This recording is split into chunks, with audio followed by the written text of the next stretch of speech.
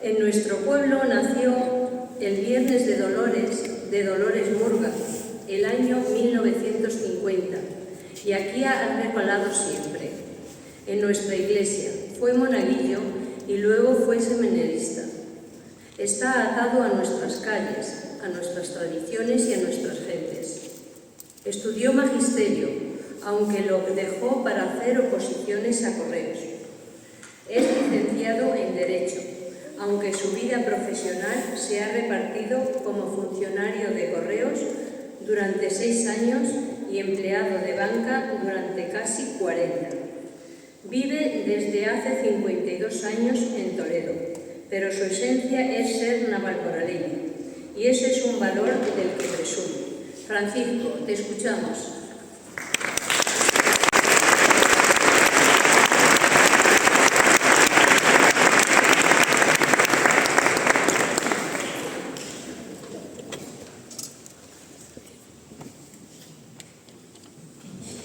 Muchas gracias.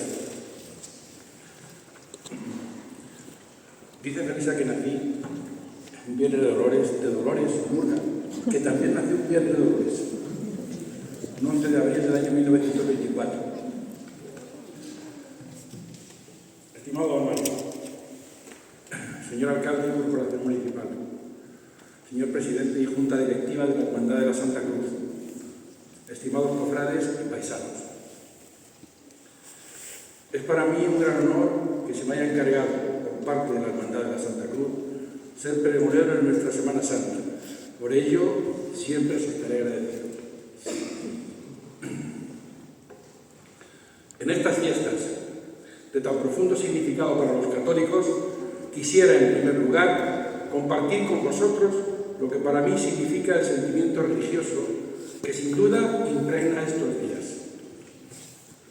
Comienzo con un texto que recoge el Catecismo en su número 1674 y que dice: el sentido religioso del pueblo cristiano ha encontrado en todo tiempo su expresión en formas de piedad en torno a la vida sacramental de la Iglesia.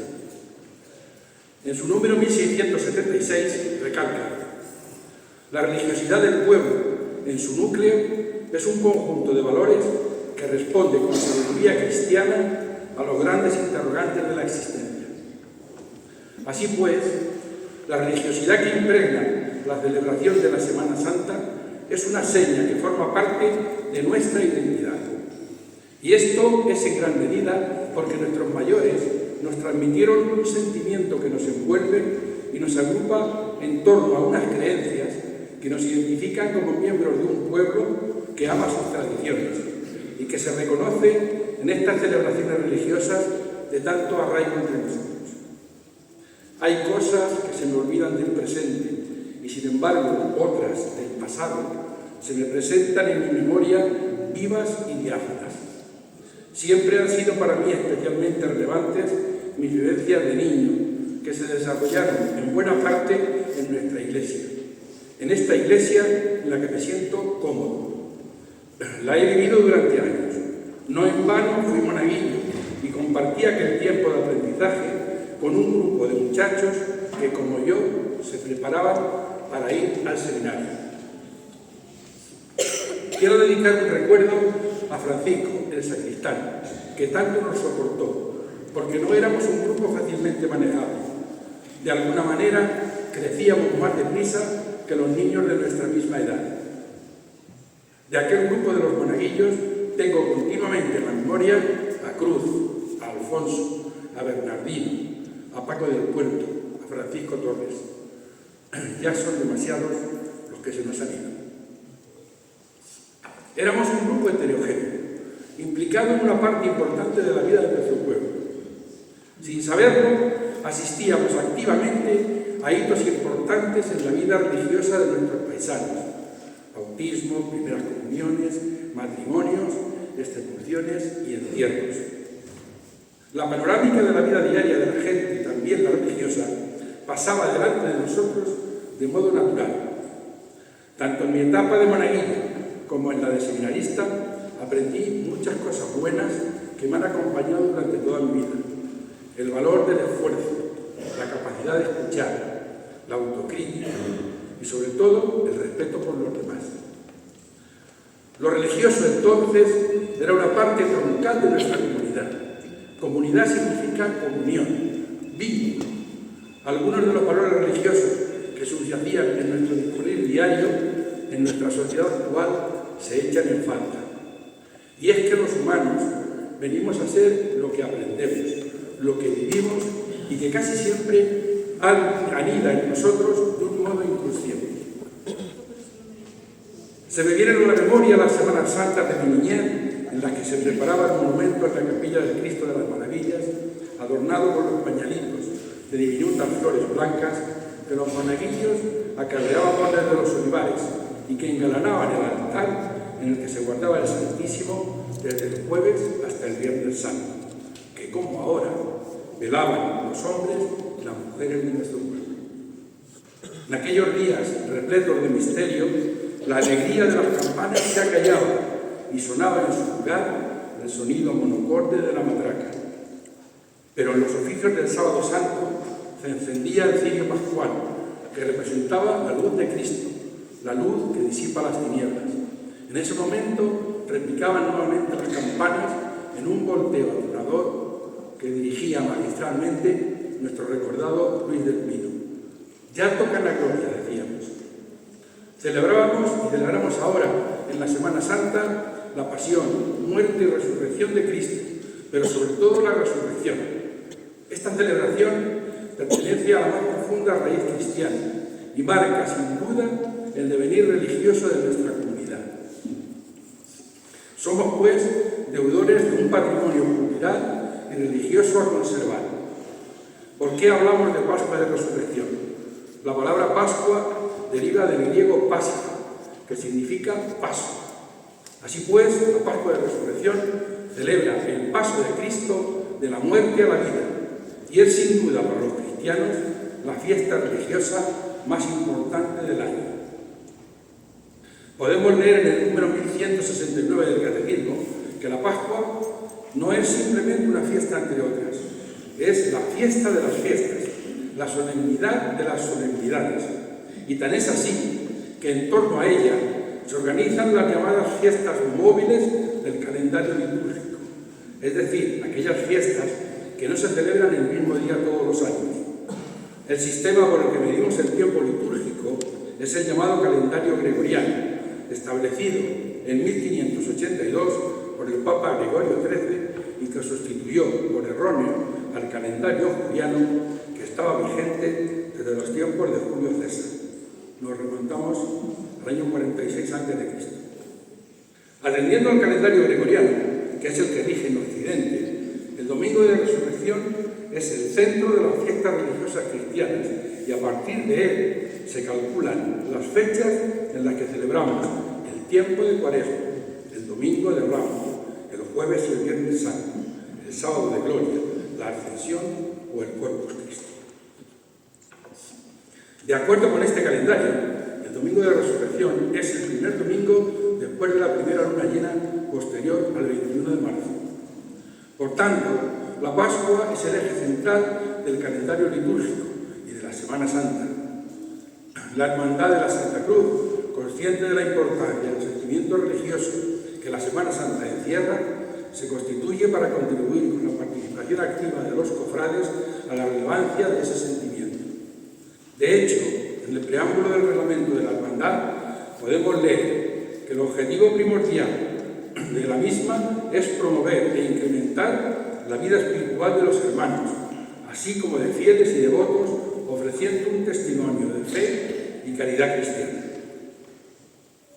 La activa participación de la hermandad en las procesiones que se celebrarán en estos días constituye un acto religioso de culto público que venera los pasos que desfilan y procura el aumento del fervor y la religiosidad, y que tiene el carácter de manifestación de fe en comunidad. Participamos, pues, en la Semana Santa en comunión con los demás, como modo de reafirmar nuestra identidad religiosa. Es un espacio de encuentro entre pasado y presente, entre fe y cultura y entre individuo y comunidad. La Semana Santa es tiempo propicio para la espiritualidad, para la introspección, para atender a nuestra esencia, para saber que tenemos una función comunitaria. Cuando buscamos sin hallar, es necesario acudir a las raíces, apoyados en el silencio y elevando la mirada. Cuando sentimos que hay alguien por encima de nosotros, cuando intuimos que no es nuestro fin este mundo y que la vida es un camino que hay que recorrer con los demás, llegamos a la conclusión de que no hay que buscar lo extraordinario, que nos realizamos en lo cercano, en lo pequeño, en lo que siempre permaneció en nosotros. Nuestra historia la escribimos con el día a día, en un entorno a veces mediatizado por el tiempo, pero el tiempo no nos mide la existencia. Nuestra existencia la mide el corazón que ponemos en lo que nos circunda. Y porque hay cosas que no podemos explicar con palabras, ya que pertenecen al sentimiento y que están incrustadas en nuestras tradiciones, necesitamos encontrarnos con ellas. En estos días, las calles se convierten en una exposición visual de los misterios de la pasión. El Jueves Santo traen en procesión las imágenes de Jesús amarrado a la columna, la Virgen Dolorosa y el Nazareno. El viernes veneramos al Santo Sepulcro y a la Soledad, y el Sábado Santo desfilan el Resucitado y la Dolorosa. También se refleja en el reglamento de la hermandad que las procesiones son un ejercicio piadoso que pone de manifiesto una actitud religiosa que se configura como una exhortación al recogimiento, a la devoción, al silencio, a la reflexión y a la penitencia. En definitiva, a la identificación con un rito que viene a procurar provecho espiritual tanto para los que lo practican como para los que lo presencian. Otros elementos como la música aportan solemnidad y el rítmico y medido caminar de las imágenes hacen que el sentimiento aflore y se produzca la conexión entre cultura comunitaria y sentimiento religioso.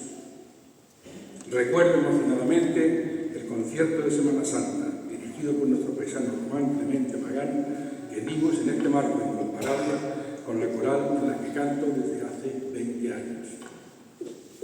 Como todos sabemos, en Semana Santa comienza el Domingo de Ramos, que conmemora la entrada de Jesús en Jerusalén, donde fue recibido por una gran multitud que le aclamaba, la misma multitud que días después vivió su crucifixión. Y culmina con la Pascua de Resurrección, elemento central y fundamental de nuestro credo y palanca para la salvación. Las miserias humanas atraen compasión de Cristo Salvador, que las carga sobre sus hombros. Este es el mensaje trascendental que nos transmite el hecho de la pasión de Cristo. Un poema que titulé como Via Crucis, en su última estrofa dice, refiriéndose a Cristo lacerado, mas apuró al que en cáliz fecundo y cargó dócilmente con su suerte, que no pudo dolerle más el mundo, alumbrando las sombras con su muerte. La Semana Santa también es tiempo de perdón y de misericordia. Perdón entendido como perdonar y ser perdonados. San Agustín nos dice, no seas excesivo en el castigo, ni tacaño en el perdón. El Evangelio, en Lucas 6:37, nos alerta, no juzguéis y no seréis juzgados, no condenéis y no seréis condenados, perdonad y seréis perdonados. También en Mateo 7:1-2 se insiste en esta idea. El Catecismo, en el número 977, recalca que el bautismo es el primer y principal sacramento del perdón de los pecados, porque nos une a Cristo muerto por todos nosotros y resucitado para nuestra justificación. La misericordia se concreta en la actitud con la que miramos a los demás. La misericordia es compasión, clemencia, consuelo. Todos aspiramos a ser queridos, a ser perdonados, a ser bien tratados, a ser exigidos con racionalidad. Nada nos hace tan dignos y humanos como la misericordia. Por eso, practicarla nos hace mejores. Un poeta norteamericano del siglo XX dijo, reduce tus propósitos y amplía tus acciones. En las cartas del apóstol Santiago podemos leer, así también la fe, si no tiene obras, está muerta en sí misma. Aspiramos, pues, a la misericordia de Dios junto con todos. La misericordia nos lleva a entender a los demás, porque nos acerca a la justicia a la que todo hombre tiene derecho. En el derecho romano, del que somos herederos, se define la justicia como la constante y perpetua voluntad de dar a cada uno lo que le corresponde. Pero además de justicia, los romanos hablaban de equidad, es decir, la aplicación de la ley para no caer en el rigor, atendiendo a las circunstancias personales de cada uno. Dios, que nunca se equivoca, es infinitamente justo y por eso es también infinitamente misericordioso. Testimonio de ello es el Evangelio, Mateo 5, 1, 12, que recoge prolijamente las bienaventuranzas que están en el centro de las enseñanzas de Cristo.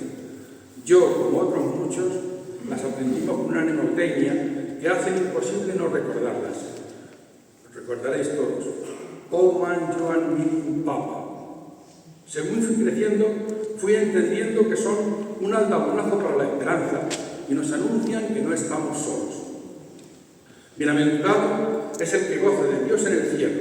Así son bienaventurados los pobres, porque suyo es el reino de los cielos, los que lloran, porque serán consolados, los que practican la mansedumbre y la humildad, porque poseerán la tierra, los hambrientos de sed y de justicia, porque serán hartos, los limpios de corazón, porque verán a Dios, los que procuran la paz, porque serán llamados hijos de Dios, los que padecen persecución por causa de la justicia, porque suyo es el reino de los cielos.